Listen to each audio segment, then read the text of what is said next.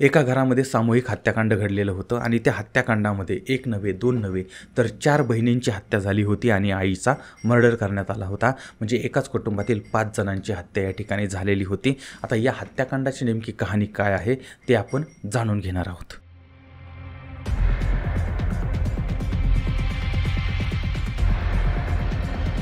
तर उत्तर प्रदेश राज्य आहे, त्या ठिकाणचं लखनौ शहर आहे आणि शहरातील शरणजीत हॉटेल आहे. आता या हॉटेलमध्ये एक कुटुंब काही दिवसापूर्वी राहायला आलेलं होतं. या कुटुंबामधील एकूण 7 सदस्य होते. त्याच्यामध्ये आईवडील होते, त्यांची 5 मुलं होती. याच्यामध्ये 4 मुली आणि 1 मुलगा होता.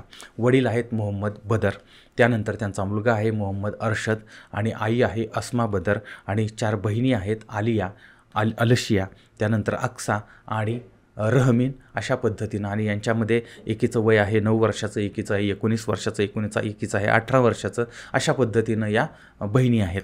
आणि हे मूळचं कुटुंब जे आहे ते होतं आग्रा या ठिकाणी राहणारं. आणि आग्रा या ठिकाणचं इस्लामनगर आहे, त्या ठिकाणी हे पूर्वी राहत होते. त्याच्यानंतर काही कारणाने लखनौमध्ये ते वास्तव्याला आलेले होते आणि शरणजीत हॉटेलमध्ये ते राहत होते. म्हणजे काही दिवसापासून तिथं थांबलेले होते. आणि नंतर आता तारीख आलेली होती 1 जानेवारी 2024, वार होता बुधवार, वेळ साधारण दुपारची होती. आणि पोलिसांना एक फोन आलेला होता. शरणजीत हॉटेलमध्ये एका कुटुंबाचा म्हणजे पूर्ण कुटुंबच रक्ताच्या म्हणजे थारोळ्यात पडलेलं आहे आणि आतमध्ये 4-5 मृतदेह पडलेत आणि त्याच्या शेजारी एक तरुण बसलेला आहे. आता ही माहिती मिळाली, त्यानंतर पोलीस त्या ठिकाणी पोहोचलेत आणि त्यावेळेस ते आतमध्ये गेल्यानंतर हे भयंकर दृश्य त्यांनी बघितलं. कल्पनाही करू शकत नाही अशा पद्धतीनं हे सगळं समोर म्हणजे एखाद्या चित्रपटात, एखाद्या हॉरर चित्रपटात दिसावं अशा पद्धतीनं ती बॉडी पडलेल्या, त्यांचे गळे कापलेले, मारलेलं त्यांना आणि मुलगा शेजारी बसलेला होता. असं सगळं ते समोर दिसत होतं. आणि त्या 5 महिलांची या ठिकाणी 1 महिला आणि 4 मुलींची हत्या झालेली होती. आणि पोलिसांनी मग त्या हॉटेलमध्ये खोली कोणी घेतलेली होती वगैरे या सगळ्याची ओळख पटवलेली होती आणि त्यांच्या जे कोणी मयत आहेत ते, तो मुलगा कोण आहे ते, त्यांच्याबद्दलची सगळी माहिती घेतली होती. तर त्या ठिकाणी मृतदेहाच्या शेजारी तो मुलगा अरशद बसलेला होता आणि वडील जे आहेत ते मात्र फरार होते आणि ह्या घरातल्या सगळ्यांच्या बॉडी पडलेल्या होत्या. आता घटनास्थळाची पाहणी करण्यात आली होती. तर या ठिकाणी 5ही महिला ज्या आहेत त्यांच्या हाताचे नस कापलेली, गळे कापलेले किंवा अशा पद्धतीने त्यांच्यावरती वार केलेले होते. आता हे नक्की कोणी घडवलेलं होतं? तर पोलिसांचा संशय अर्थातच त्या मुलावरती होता, अरशदवरती होता आणि तो फक्त मृतदेहाकडे बघत होता आणि तिथं बसलेला होता. आणि मग पोलिसांनी हे सगळं बॉडी ताब्यात घेतल्या आणि त्यालासुद्धा ताब्यात घेतलेलं आहे आणि त्याच्याकडे चौकशी करायला सुरुवात केली. आणि सुरुवातीला असं वाटत होतं की या सामूहिक आत्महत्या आहेत, पण तसं चित्र नव्हतं. त्यानंतर मग दरोडा किंवा चोरी या उद्देशानं काही घडलेलं आहे का त्या अनुषंगाने पण तपास झालेला होता, पण तसंही नव्हतं. तर या सगळ्यांमध्ये ह्याचा सगळ्या बाजूने तपास चालू असतानाच पोलिसांना एक व्हिडिओ मिळालेला होता आणि तो व्हिडिओ थरकाप उडवणारा होता. कारण मोहम्मद अरशद हा त्या व्हिडिओमध्ये आपल्या आईवडिलांना म्हणजे आईवडिलांची हत्या केली, म्हणजे आईची आणि बहिणीची हत्या केली असं तो सांगत होता. आणि ते हत्येचा व्हिडिओ वगैरे पण बनवण्यात आलेला होता. आणि त्याच्यानंतर मग पोलिसांनी त्याला जेव्हा विचारपूस केली त्याच्याकडे, आता बऱ्याच वेळा काय होतं माहिती आहे का, एखादी घटना घडलेली असते, समोर तो खुनी असतो किंवा असं वाटत असतं की यानंच तो खून केलेला आहे, पण तो कोणात त्यांचा मुलगा असतो किंवा त्यांचा भाऊ असतो, बाप असतो किंवा मुलगी असते, असं कोणीतरी जवळचं असतं.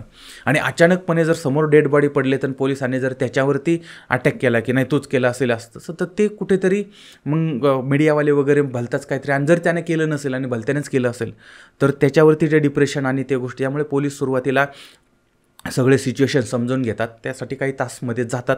तशा पद्धतीनं इथं पण झालेलं होतं. पण नंतर या मुलानं त्याचा गुन्हा कबूल केलेला होता. म्हणजे मुलानं आणि बापानं हे सगळं घडवलेलं होतं. आणि त्याच्यानंतर बाप जो आहे तो फरार झालेला होता आणि मुलगा त्या ठिकाणीच थांबलेला होता. पण यांनी असं का केलेलं होतं?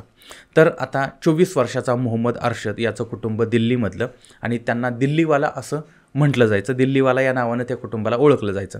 आणि बदरुद्दीन परिसरामध्ये एका खोलीमध्ये हे राहत होते आणि तिथंच ते गुण्यागोविंदाने तिथं राहायचे. त्याच्यानंतर एका कारखान्यामध्ये वडील कामाला होते, मुलगासुद्धा कामाला होता, पण तिथं काही त्यांचं जमलं नाही आणि त्याच्यामुळे त्यांची नोकरी गेली. आणि नोकरी गेल्यानंतर साधारण 15 वर्षापूर्वी हे कुटुंब दिल्लीवरून आग्र्याला आलं होतं आणि आग्र्याच्या इस्लामनगर भागामध्ये भाड्यानं राहायला लागलं होतं. यांचा संसार इथं चांगला चाललेला होता आणि त्या ठिकाणी मग काही दिवसांनी, काही वर्षांनी त्यांनी 100 यार्ड प्लॉट आहे तो विकत घेतलेला होता. आणि त्या आता एका खोलीमध्ये ते राहत होते. त्याच्यानंतर मग त्यांनी फेब्रुवारी 2024मध्ये 50 यार्ड जमीन जी आहे त्या जमिनीवरती स्वतःचं घर घेतलेलं होतं, म्हणजे स्वतःचं घर त्याच्यावर बांधलेलं होतं आणि त्या ठिकाणी ते राहत होते आणि त्या ठिकाणी दुकान पण बांधलं होतं आणि त्याच्यामध्ये ते माल वगैरे विकत होते आणि अशा पद्धतीनं हे सगळं यांचं सुरळीत सुरू झालेलं होतं. आता यांच्या शेजारी आफताब नावाच्या व्यक्तीचं दुकान होतं आणि इथंच मोहम्मद अर्शदचं म्हणजे तो मुलगा जो आहे त्या मुलाचं लग्नसुद्धा त्यांनी एका बाजूच्याच कॉलनीमध्ये राहणाऱ्या मुलीबरोबर केलेलं होतं.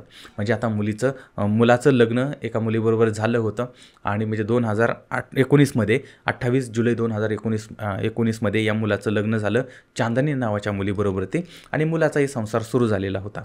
आता घरामध्ये आता सून आली होती, त्यानंतर यांच्या 5 मुली होत्या, पण आता 4च मुलींबद्दलची माहिती मिळते. एक मुलगी जी आहे ती अगोदर एक्सपायर झालेली होती, त्याचं एक वेगळं कारण समोर आलेलं होतं.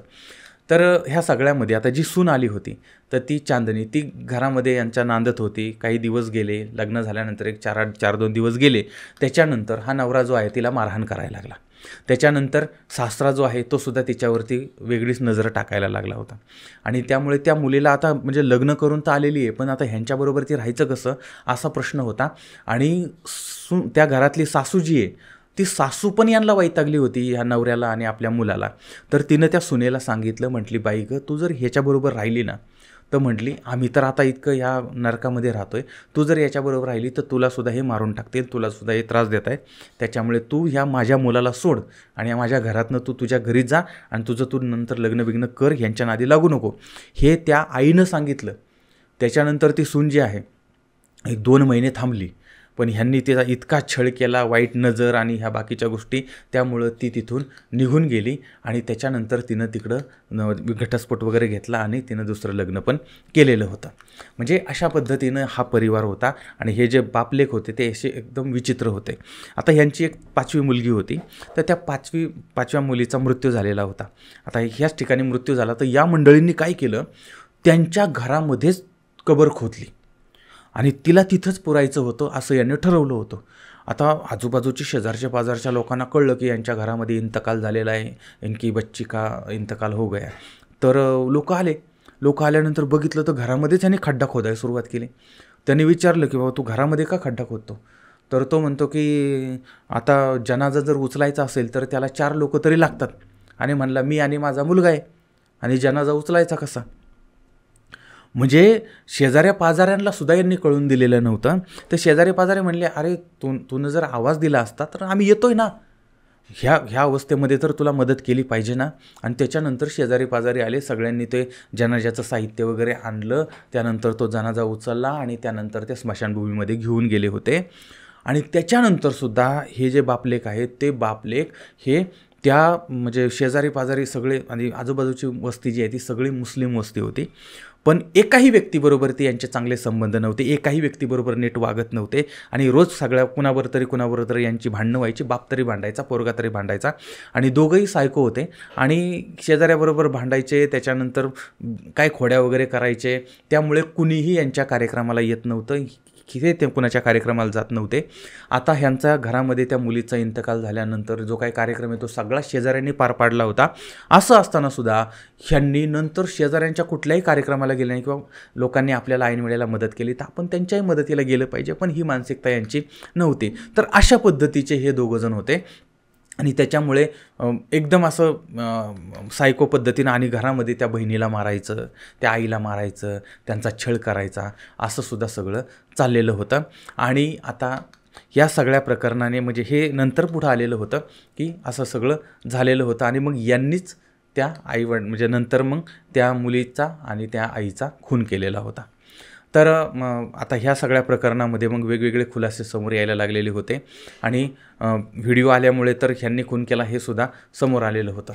आता या सगळ्या प्रकरणाचा पोलिसांनी ज्यावेळेस अजून कसून तपास केला त्याच्यावेळेस त्याच्यामध्ये काही धार्मिक अँगलसुद्धा समोर आल्याचं लक्षात येतं. म्हणजे की आता ह्यांनी काय केलं होतं, ह्या मर्डरच्या अगोदर साधारणपणे एक 8-15 दिवस अगोदर तर त्या बापानं त्या राज्याचे मुख्यमंत्री योगीजी आणि पंतप्रधान मोदीजी यांना पत्र दिलेलं होतं आणि पत्र देऊन त्यांना सांगितलं होतं की आम्ही आमचा धर्म सोडतो आहे आणि आम्ही हिंदू धर्मामध्ये येणार आहे आणि त्याच्यानंतर आमची सगळी जमीन जी आहे ती आमचं घर किंवा बाकीच्या गोष्टी आम्ही घरामध्ये पण मंदिर वगैरे बांधणार आहोत आणि अशा पद्धतीनं ते पत्रामध्ये लिहिलेलं होतं. अर्थातच त्यांनी सांगितलं होतं की बघा, आणि हे आमच्या शेजारचे जे आहेत ते सगळे आम्हाला त्रास देत आहेत आणि आम्हाला तुम्ही संरक्षण द्या वगैरे, अशा पद्धतीचं, अशा आशयाचं ते सगळं होतं. अर्थातच हे इतकं म्हणजे कोणाशीच नीट वागत नव्हते आणि एकदम सायको पद्धतीने हे करत होते. आणि आता इथं हिंदू मुसलमान अँगल करायचा, म्हणजे आता आम्ही हिंदू होणार आहोत आणि हे बाकीचे लोक आम्हाला त्रास देत आहेत, आणि इथं मग हिंदू मुसलमान अँगल येतो आणि मग अशा पद्धतीनं ते त्रास देण्यासाठी वेगवेगळे प्लॅन करत होते. तर हे सुद्धा याच्यामध्ये समोर येतं. पण या सगळ्यामध्ये ह्यांचं कुटुंब जे आहे ते 30 डिसेंबरला, म्हणजे आता हे सगळं चाललेलं होतं आणि याच्यामध्ये आता घरच्यांना मारायचं आणि आरोपी करायचं कुणाला, तर शेजाऱ्या पाजाऱ्यांना. तशा पद्धतीनं मग यांनी काय केलं, 30 डिसेंबरला हे लखनौला फिरण्यासाठी सगळ्या कुटुंबाला घेऊन गेलेले होते. आणि त्याच्यानंतर मग तिथं गेल्यानंतर एका हॉटेलमध्ये ते थांबलेत आणि हॉटेलमध्ये मग त्यांनी आपल्या घरच्यांना मारलं. आणि त्यानंतर जे काही चिठ्ठी वगैरे काय लिहिलेली आहे आणि त्याच्यामध्ये मग त्यांनी सांगितलं की शेजाऱ्यांच्यामुळे हा सगळा खून करण्यात आलेला आहे, शेजाऱ्यांवरती कारवाई व्हावी, अशा पद्धतीनं ते सगळं त्याच्यामध्ये मांडण्यात आलेलं आहे. म्हणजे समाजामध्ये अशी सुद्धा माणसं आहेत की जी माणसं ही एकतर दुसऱ्यालाही त्रास देतात, स्वतःच्या घरच्यांनाही त्रास देतात, आणि एवढं सगळं असूनसुद्धा नंतर आपल्याच लोकांचा बळी घेतला का, तर शेजाऱ्यांना धडा शिकवायचा होता म्हणून. तर अशा पद्धतीची ही घटना समोर आलेली होती आणि जी काही माहिती माझ्यापर्यंत पोहोचली होती ती मी तुमच्यापर्यंत मांडलेली आहे. पण याच्यामध्ये आता जे समोर आलं आहे ते तसंच आहे का, त्याच्यामध्ये अजून काही वेगळं आहे का, अजून काही बदल आहेत, हे सुद्धा आपल्याला आता ह्याचा तपास चालला आहे, त्या तपासामध्ये काही समोर येऊन त्याच्यामध्ये काही वेगळेपण येऊ शकतं. आणि त्याच्यामुळे जर काही याच्यामध्ये अपडेट आली तर अपडेट सुद्धा आपण नंतर बघूया. पण याबद्दलचं तुमचं मत काय आहे ते सुद्धा तुम्ही मला जरूर कळवा. आणि काही तुमच्या काही सजेशन असतील किंवा अशा घटना घडू नये त्याच्यासाठी काय केलं पाहिजे हे सुद्धा तुम्ही कमेंटमध्ये जरूर कळवा. पुन्हा भेटूया पुढच्या भागामध्ये एका नवीन विषयासह. तोपर्यंत धन्यवाद.